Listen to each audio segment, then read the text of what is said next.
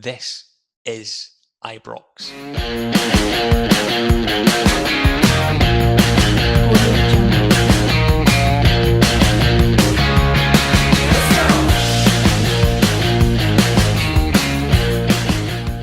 Hello and welcome back to This is Ibrox, the preview show. You joined us directly after a European win, perhaps not in the competition that we wanted it to be. And we'll be looking over that game today and also previewing, of course, the game at Ross County over the weekend. But before we get into the games, of course, the man known as Hugh Niblo, the man who I call him just Shug. Shug, how you doing, mate? You all right? I'm good, mate. All well. Glad to be on after a win. I haven't done that yet.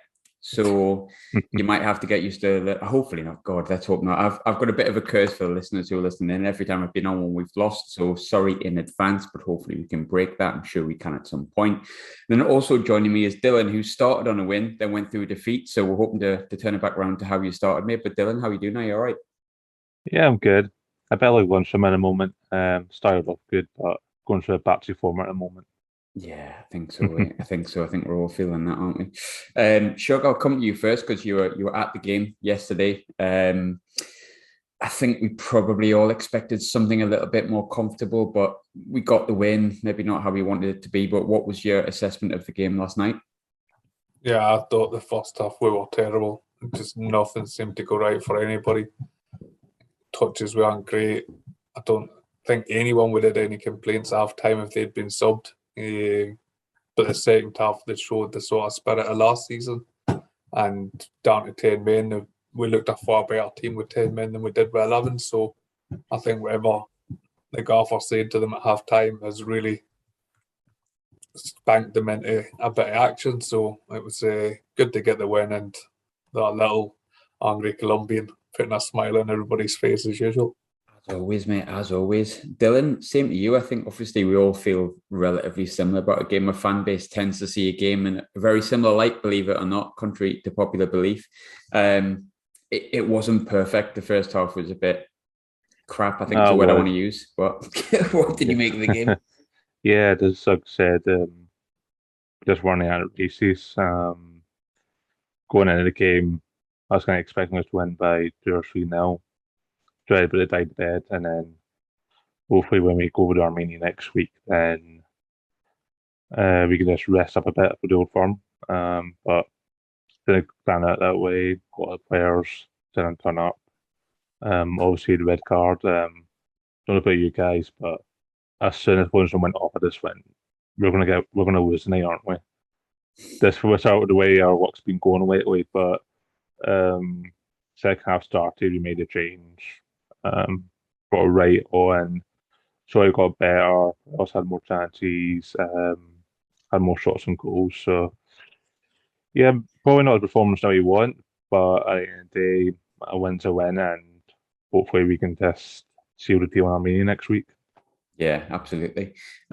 Shug, I think first half we've talked. Well, all of us have talked about this, and collectively, like on the podcast I've hosted, the one Scott's hosted, we've all spoke about intensity, and we keep saying, well, if next game we just start with a little bit more intensity. We said it before the Malmo second leg, we said it before Dundee United, and it just hasn't came. There's not that Rangers that are like up and at them that was there last year. I'm probably asking you a question you don't have the answer to, and if you do, please tell Stephen Gerrard. But what do you think's causing this kind of sluggish start that we're having, that it seems to take us a while to kick into any sort of gear?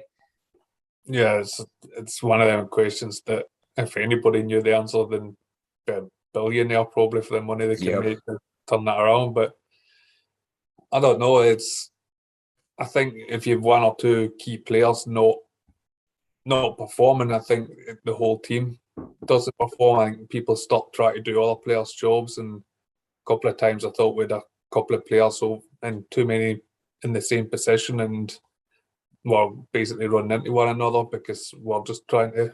I'd seen the first half, I was on the left-hand side, and apart from Barcy, it didn't look like anybody was really going hard for that performance. He was just a machine in the first half, as always. But even then, there was a wee argument between him and Aribo at one point because something didn't come off and stuff like that. So I think I don't know, especially Ryan Kent.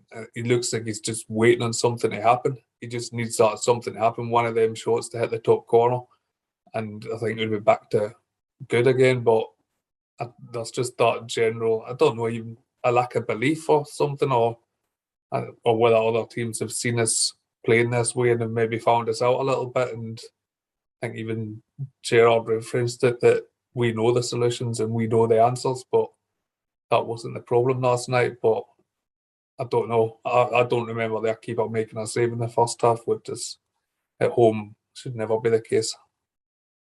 Yeah, definitely not. I think Dylan, obviously, Shug touched on Ryan Kent there. There was a lot of discussion on Ryan Kent. I think coming into the season, especially this soon, we're not even in September, I think everyone would have been really taken aback if we were talking about the likes of maybe Tav, Barisic and Kent dropping to the bench for the likes of Scott Wright, Nathan, and Calvin Bassey. With all due respect to them, I think the three players that I mentioned at the start, key players in the side last season and almost key players throughout the squad itself. But it's getting to a point where people yesterday, I think underneath the Rangers tweet where it said Ryan Kent was coming off for Scott Wright, there was a big thank God for that. It's about time. And I know that players go off form, especially wingers, especially people that play like Ryan Kent. But there seems something not quite right with Ryan Kent, where there seems something completely right with Scott Wright, which sounds better than it should. But do you think that maybe it's time to just take him out a little bit and maybe put Scott Wright in the team sort of for a couple of weeks and just say, to Ryan Kent, your place is not guaranteed in this team? Yeah, I think with Ryan Kent, the trouble is the transfer fee we paid for him. I think it's always going to be hard for him to convince people that he's worth that money. Personally, I think he has been. And I think as well, last season, the team kind of like overperformed beyond our expectations. Yeah, I think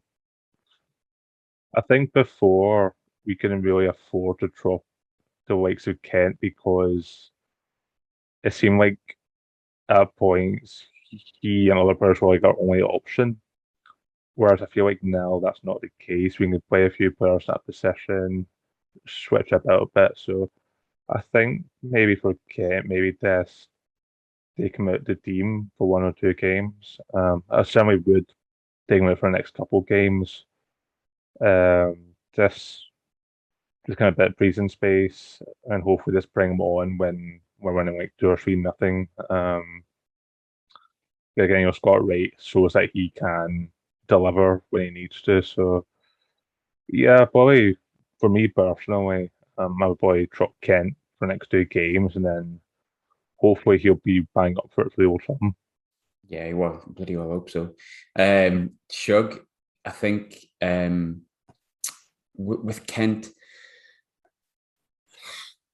like I say, with these kind of players do dip in and out of form. But on the flip side, I know there hasn't been a lot of speculation surrounding him recently. If anything, it's been more around sort of Kamara has been where more of the speculation has lied, and that's kind of died off a little bit. And I think it was only in the summer you were seeing like 34 million is what Kent's worth, that's what Rangers would want, and so on and so forth. Nothing massive, but there was speculation there. Maybe this is a bit outlandish, but do you think that maybe that might have affected him? Sure, in the summer, he's came back not in the right mind frame because preparation in the summer can sometimes affect you at the start of your season. Could that have affected him? Possibly, but I seem to remember last season, was it just before Christmas? Everybody was calling for him to be dropped. I think he did get dropped for maybe the Hamilton game that we ended up drawing. I think he's one of these players that just blows hot and cold. And unfortunately, he's come back this season and he's just not hit that form. So I think he was player of the month last August.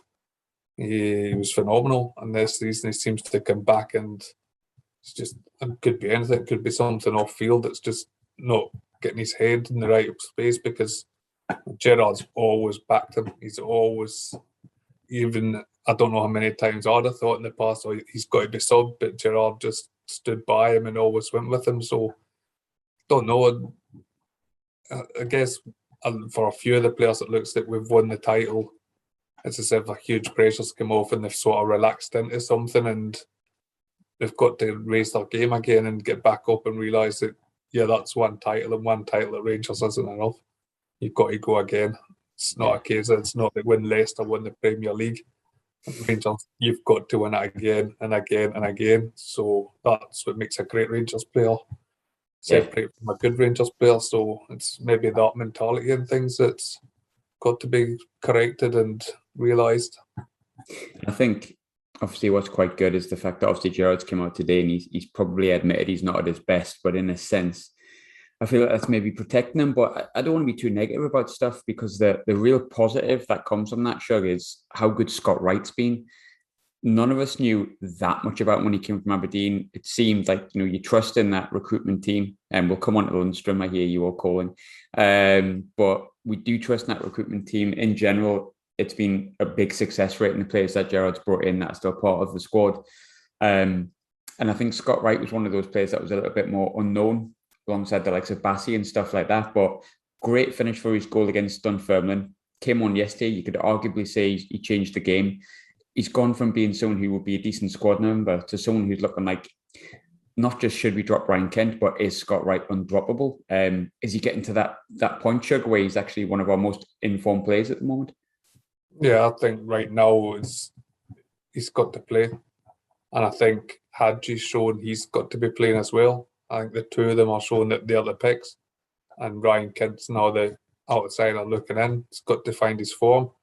And we would all love it to happen, because having the three of them on form, we're going to create numerous chances and they're going to score some goals. But Scott Wright's been brilliant. And I think bringing him in January has helped massively, because he came in, he was able to play, learn the style that we play and get used to it and things like that. And he had that where there was no real pressure on him, because we'd already won it, which preempted, but it's maybe what John Lundstram's lacked, is that he's not, if he'd been brought in January and he'd had that sort of integration into the team, it might have worked out better for him. But Wright's had that, and he knows where he's supposed to be playing, and he's got that enthusiasm and that will that he wants to be better. And I think with the coaching he's obviously getting with us, it's taken him from being an Aberdeen level player, and he's now looking Rangers class, and I'm sure he'll be on the thoughts of Steve Clarke for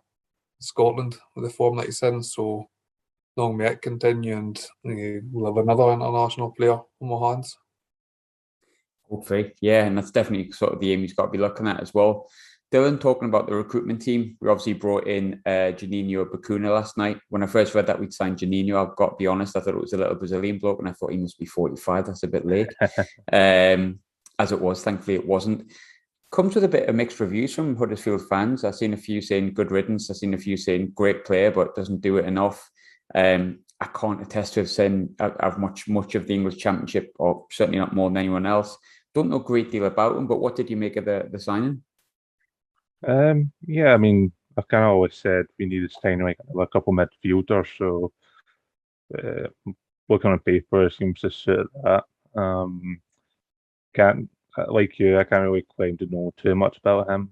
But again, you look at the likes of Joe Rebo. I didn't know much about him before he came to us, and look how he's turned it. So I think, yeah, I would probably have to like give him time to see how he does. But again, I'm going to give him a shot, because I think from what I've heard, he's kind of a explosive midfielder. He'd be a bit more creative. So I think that's what we need more in the squad. And yeah, hopefully he can deliver. But again, probably need to give him a bit more time to settle in. And what was your thoughts on the signing, Shug? Yeah, I'm hopeful. I know that his move from Groningen to Huddersfield didn't work out brilliantly, but I'm looking at the way that Gerrard's improved players and things like that, and he's an attacking player, and playing for Huddersfield. He's not going to get the sort of chances to create and to score goals that he's going to get up here. So I'm hopeful that, it's not a player that we can look at our squad and say, oh, he's exactly like him. We've not got somebody like this guy, so I'm hoping he'll come in and be the new Juninho, the better one, the blue Juninho. So That'll be a good chant. That one, the Middlesbrough version of the Juninho, not the one that ended up here. But yeah, hopefully he can come in and do that, because we're crying out for somebody to take chances, and I think a lot of our play this season, we've not had that many players in the box. So somebody that with that bit of threat from the edge of the box. So I know that if I was an opposition manager against us, I'd quite happily just fill my box, because I'd look at us and say, well, there's not really anybody that's going to hit one from 25 yards. So hopefully that'll get defences a wee bit more wary of what could happen if they don't close us down. So I'm hopeful that it'll be a good signing. And the midfield looks quite, I wouldn't say chock-a-block, but it looks good. If you add in Kelly to that as well, who I think, to be totally honest, I think he's probably deserved more game time than he's had based on pre-season, and hopefully he will. Obviously had a good season at Ross County, which I'm sure as a team will come on to. But just sort of touch on the end of Thursday's game. Lundstram was the big talking point. It's unfortunate that it is. I think because it's so early in his Rangers career, naturally you get one side of the opinion, you get another side of the opinion, you get right in the middle. But it seems more far-flung at either end. Either his Rangers career is finished, as we were talking about in the WhatsApp group last night, or people are saying, no, that's not the case at all. And there's no right nor wrong with a fan base, is what I always say. I think when it comes to a fan base, that fan's opinion is right, because you can't really argue it, is my thought process anyway. But let's be honest, Dylan, I think we spoke a few weeks ago, like, play him in this game, play him against Dunfermline. Did all right against Dunfermline. Then we said, but it is Dunfermline if he plays well. He hasn't had the most sparkling start to his Rangers career, and a red card in a European game when we were playing absolutely horrific is not that good. It can be hard to turn fans around at any club, not just Rangers. What Rangers do expect a certain standard, and he hasn't reached it so far. But do you think people are being a bit too harsh on Lundstram? Do you think give him a little bit more time, it's just a sloppy start, or do you think he's showing signs that maybe he's not a Rangers player already? I mean, like, see both sides. I think when you have him playing in Premier League, people just automatically expect him to kind of maybe not stroll it, but to at least hit the ground running when he come up. I think it's very hard because, with all due respect, it's Sheffield United, so there's not like that much pressure to win every week. Whereas at Rangers,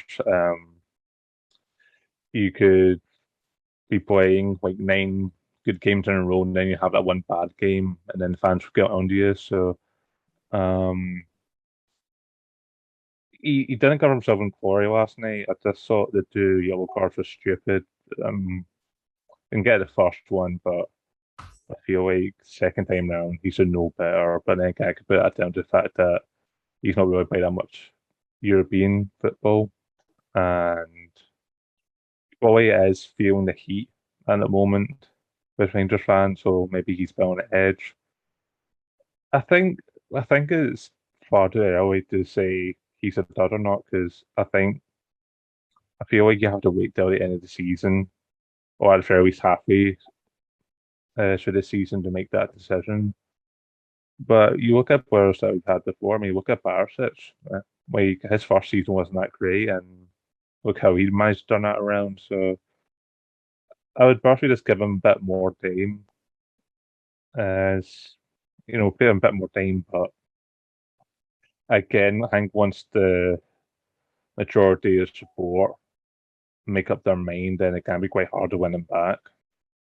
It's really difficult, like I say, with any fan base. And I think sometimes it sounds like an attack when you say things like that, and it's certainly not. I think that's just how football works. And yeah, I wouldn't be a footballer. Like, I mean, depends on the wages, I suppose. If anyone's thinking about signing up someone, I'm not too bad at right back. That's a lie. But Chug, obviously, the Lundstram situation is big news. It is a talking point. I think Dave made it was Gavin, I tell a lie. It was Gavin made the point a few weeks ago about maybe it's not so much Lundstram, but the people he's playing alongside he doesn't really work with, which would be unusual, because you think that when Gerrard signs players, he does do it to fit into a system and a personality and a certain type of player. But I think there is maybe some evidence to it. Playing alongside Davis, I don't know whether that works necessarily. And when I've seen him last night, he was running into spaces that he didn't need to run into. He was marking nothing at times. And you said yourself, he played better when he went off. We could say that was Scott Wright replacing Ryan Kent, but like in essence, the fact is he went off and we actually looked better with 10 men, which is a bit of an odd one. But he's about 5 games into his Rangers career. I don't think, and my opinion is he shouldn't write anyone off after 5 games, but he's on rocky roads already though, isn't he? Yeah, I think it sounds silly, but I do think he's going to struggle now because we're just so loaded in midfield. Mm-hmm. And we've got Ryan Jack coming back. We've just signed Bacuna that plays in there. And then we've got Kamara that's not suspended for anything anymore. Davis is obviously still there. Offer balls to come as well, yeah. Still got offer ball to come. Jack back, so it's going to be difficult for him to justify a place. I mean, we've seen it last season when Sungu came in and he was going to be this great player, but he never got a real chance because he didn't show up in the games and Gerrard quickly just forgot about him, and then the St Mirren game was the end of him, I think. That horrific night, so it's just difficult to say that he's going to get chances, and the way things are going, it looks like this title race is going to the wire, so I'm hoping that we still have a few months that we did last season where we can give players time and things, but I don't think we can afford it, and I say that squad's just so full of quality in central midfield that it's going to be difficult for him to actually force his way back into the team, and that's when we had the suspensions and the injuries was his chance to really shine and put his place in the team, but it's going to be tough, but you never know what happens. Like Dylan was saying with Barisic and stuff like that, people have been wrote off in the past and come back and proved us wrong, and I'll certainly be a happy man if Lundstram comes back and proves me completely wrong. Yeah, I think we very much we all want that. We all want to be proved wrong with it, which is what I would say if he's listening. I'm sure he's not. But say that he is. We want you to do well. We certainly don't want you to fail, but there's a talking point. But moving away from the game on Thursday and looking towards the game at the weekend against Ross County, I feel like I said this before the Dundee United game, and I'm going to be careful with my words here. It's a team that on paper we should beat, home or away, with far superior man-to-man. However, Rangers are going through a really sticky run of form where the wins that we are getting, Dunfermline aside, have been, well, probably Livingston aside as well, have been non-existent, actually, if you take those games out of it. But last night was patchy at best. What needs to change for you, Dylan, going into the weekend from the performance? Not necessarily the scoreline. We all know we want to win, but what performance do we need to see? Okay, I think I've always kind of say intensity. Yeah, I think this week a strong, even if it's just like a strong, solid performance, like doesn't have to be anything special. Just maybe like a straightforward, you're in control of the game, got a couple goals, up the road, no problem. I think probably most fans will be happy with that. I think most fans most of the time are happy with that anyway, but I think given like our recent run of games, I think fans will take that any day of the week. Probably just maybe drop Kent, maybe play Scott Wright, give him that start. Because I feel like there's a run of form he's on, you may as well take advantage of that. Because I just feel like he just wants it at the moment. I feel like I just got a good game, so I think just try and keep the players in that have made a strong start in the last couple of weeks, like Zabasi. Yeah, to think just like a strong performance just to prove to people that we are still Rangers, that we've still got a good team, got a title-winning team. We haven't got rid of anyone major. We made a few additions, so I think just like an easy win would help calm the nerves, I think, especially going to the Old Firm the weekend after. Shug, I think I mentioned this against Dundee, and I think you could probably attribute about 7 teams in this league to this applying to. Most teams when they come up against Rangers or Celtic and latterly Hibs and probably Aberdeen, if Aberdeen keep going the way that they're going, will play with what's now known as a low block. To people in their 30s like myself, they'll just sit back. I don't like the term low block. Makes no sense to me. Sitting back and trying to defend, because at the end of the day, any points against the top 3, top 4, especially the top 2 for teams like Ross County, Dundee United, teams that on a good season will make the top half, they're never going to challenge for the title, not in current day. It's a bonus point if they get something against Celtic or Rangers. That's just the way it's been for a long, long time, and we know that. But we've seen it in the Dundee United game. I said we need to score early, because if we score early, that's their confidence goes. We can sit and play our game and be comfortable. The longer that game goes on as 0-0, the longer we don't score, the longer it becomes likely that they start smelling a bit of blood and going, oh, I wonder if, and lo and behold, Dundee United did exactly that. Ross County, I think, will be very much the same. They play with 5 at the back, or at least they did against Hibernian. They played with 5 at the back, where they had like just a 1 up front and a 4 in midfield. So you've got like Randall Donaldson, Watson, Ikoviti, I think his name is pronounced correctly, and Charles Cook, who play across the back with obviously Laidler and goal. And you've got Jordan White up front, who is, of course, an absolute battering ram. So you can see how they're going to play probably against Rangers, because that's where they played against Hibs. They've also had a really difficult start of the season with pretty much COVID wiping out Ross County, let's be honest. I was going to say 1 or 2 COVID cases. They've had about 50 by the looks of it. They haven't had the best of pre-seasons because of that. They haven't had the easiest of starts of the season in general because of that. The likelihood is they're going to sit back and defend. But how important is it we get an early goal? Because if it goes on longer and longer and longer that we don't score, they're going to start thinking, has our season begun against Rangers? Can we do it Dundee United? It's imperative we score early, isn't it? Yeah, I'd like to hope so, that we can get that goal. I think the intensity is just hugely important. The start of the second half last night, when we were chasing and closing down, everybody with 10 men and getting the fans back and everything, it just, we look a totally different team when we're being aggressive and things like that. So I like to hope if they're sitting in with a low block / 10 men behind the ball, I'd like to think that we'd have, if Scott Wright's playing, the energy to go and chase them down and close them down. I imagine Kamara will be back in and things. So go and close them down, close the defenders down, and then make sure that they're putting long balls up to White and we are winning it back and putting more pressure on, because I think it's just key getting that goal, like you say. That's all the teams hold out for up here. It's that chance, hold out for as long as we can, and then if we get that one chance and take it, then I think we said last time in the pod, even when teams are 1-0 down, they'll still hold the low block and still just hopefully get that one chance to get the draw. So going out, get that intensity high, and hopefully we'll get one early and we can relax a wee bit, and Gerald will not have to tear strips over players at half time again. So yeah, that would be ideal. So I'm hoping that we can rectify the Dundee United performance with one tomorrow, and looking ahead, be in a strong position going into the game next week.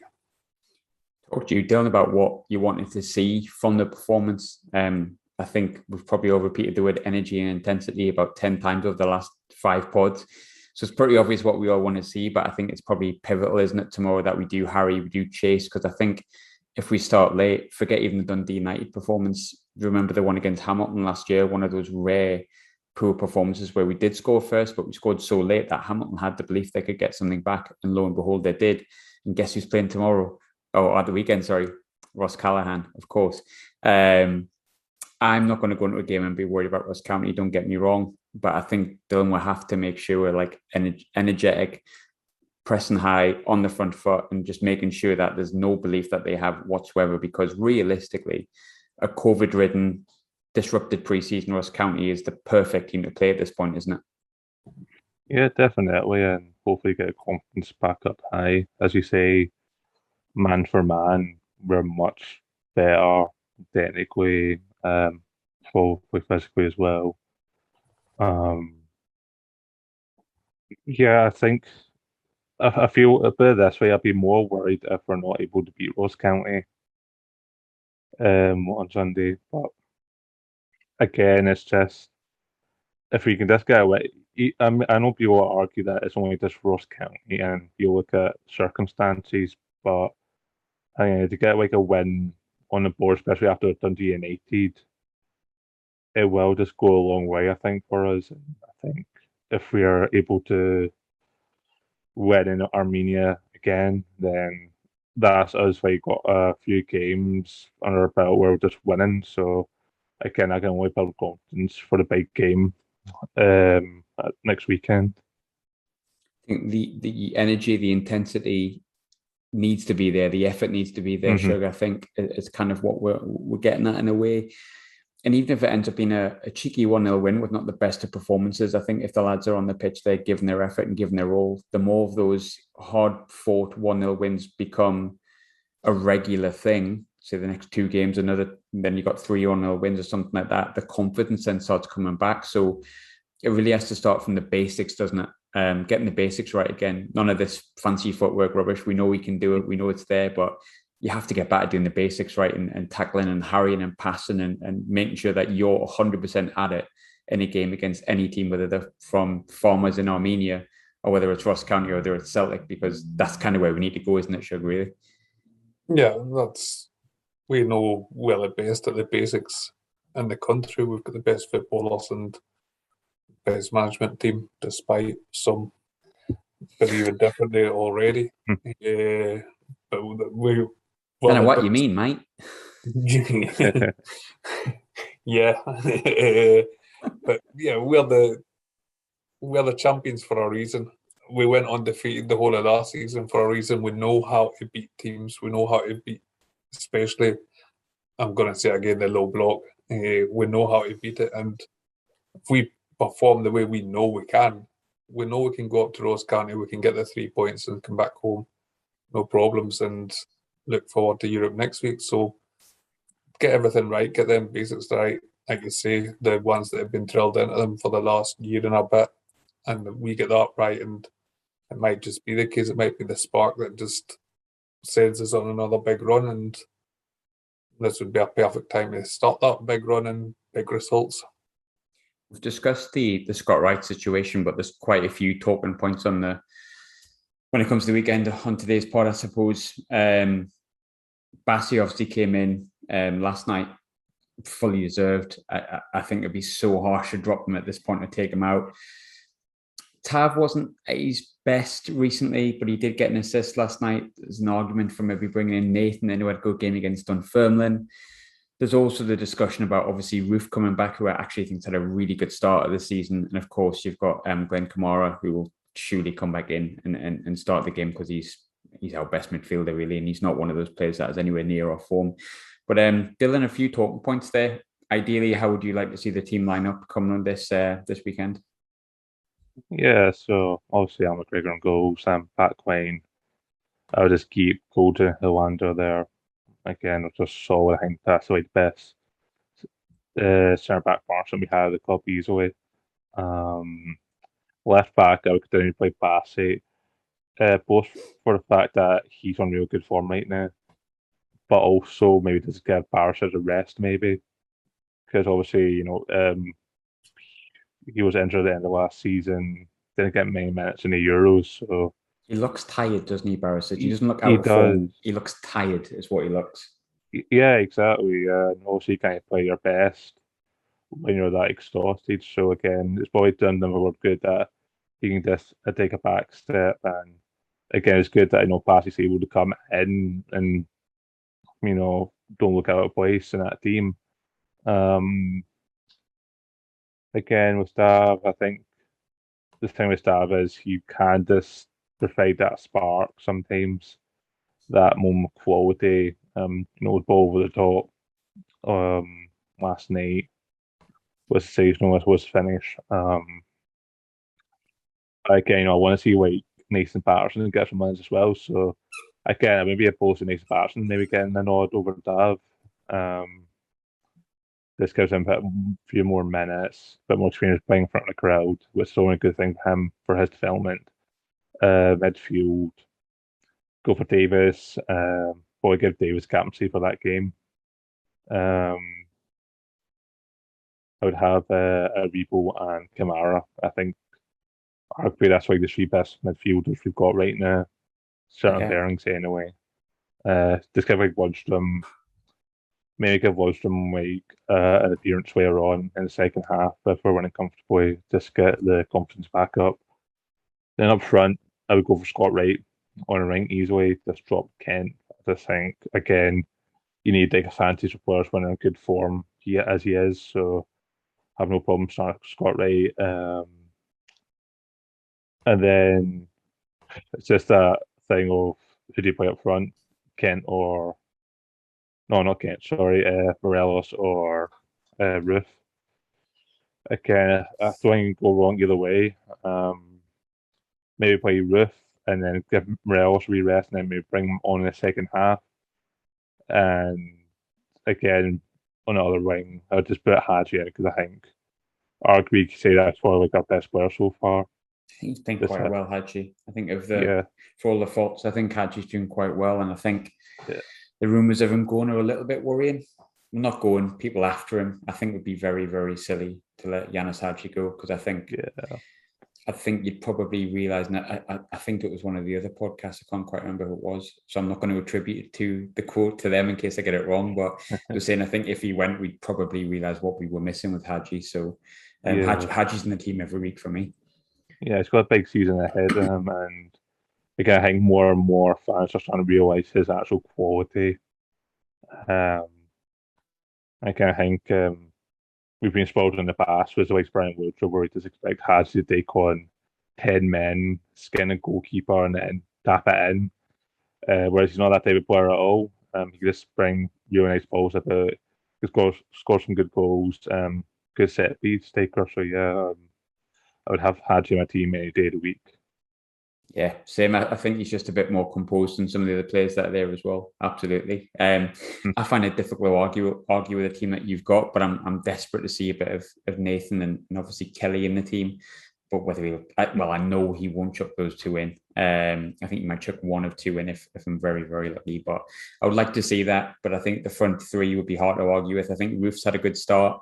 I think Morelos obviously didn't start the season and know how to get some minutes into his legs. I wouldn't want to play him Thursday, Sunday. I don't want to knacker him. So give him a bit of a rest, bring him on if we need to, and praise God, hopefully he can just rest himself on the bench because we're 3 or 4-0 up by the 60th minute. But I think it's difficult to argue with Scott Wright not playing ahead of Kent as well. He looks like he's up front, he looks like he's ready for it. But Shug, you might disagree with both me and Dylan, so I might as well throw it out to you. It'll make it a very, very short answer if you say I don't disagree with anything. So feel free to be controversial and be like, I would throw in McLaughlin in goal and I would get rid of McLaughlin for... No, you wouldn't say that. I don't think... I've got a feeling McLaughlin will start, but wouldn't be my goal. McGregor was just brilliant last night because I just thought he was trying so hard to see how close he could get to Birkin. He was absolutely winding the referee up the whole time, time wasting. I think he's one dummy away from a booking. Mark McNulty as well. We'll remember him trying to kick out the ball. That's what he did, wasn't he? Try to kick the ball out. Yeah. Just on the back. Yes. Yeah, I think about that player last night did cower when McGregor threatened to kick at him. So yeah, no, he was at his cheeky best last night. And but yeah, I think McLaughlin might come in, but we'll see what happens. And I think the Morelos thing and Roof. I was always a fan of Roof playing on the right hand side of Morelos. I quite like it as well. Yeah. Yeah. I always thought that was where he played better, rather than as the number 9. But I think that was same with the minutes. I think it's a big week for Morelos because I know I would want him starting against Celtic, and I want him starting in Europe in midweek. So to take a bit of load off, then it's an ideal chance to put Roof in and break them down that way, and then have question marks about what team for next week if Roof's set in form as well. So Wright definitely deserves that chance in that side. I had Jim on the other side, so I think Kent on the bench and Morelos on the bench, and then obviously Kamara coming in for Lundstram, and I think that'll be the only changes. Unless he rates Helander for Balogun. I know Balogun did the pre-match, but as we've seen, it doesn't mean anything. So we'll see what happens. No offense to Balogun, but I've still got nightmares about Malmo, so I hope hope not. If I'm honest with you, I feel a little bit safe with Orlando. I don't think Balogun's a bad player, far from it, but I think I echo completely what Dylan said. Goldson and Orlando are the best two at their club. It's the best partnership we've got. Stick with it. Don't think any of them need a rest or anything like that, so we'll stick with it while we can. Looking at the games coming up, obviously Ross County is probably the least important of the three, but in a sense, the next game is always the most important. One game at a time, as Stephen Gerrard would say, one game at a time, and it's a mantra that worked quite well last season. I think we know we need to win, but Dylan, I'll give you the score prediction, mate. What we're expecting, what we're thinking, and who do you think will score? Unless you're going for a 0-0, which would be a turn for the books. I've never heard anyone go 0-0. Never happened, but feel free. I think I might go confident. I might go for a 3-0 win on Sunday. Again, I'm always too rubbish with the goal scorers, but quite fancy maybe Roof getting a couple, and maybe Scott Wright. By my safe bet. But yeah, if this one's a strong, solid performance, then there's nothing more can ask for, really. Shug, where are you going with the score and the scorers? Yeah, I'm going to take your reputation off you this season with the amount of rubbish predictions I'm going to have.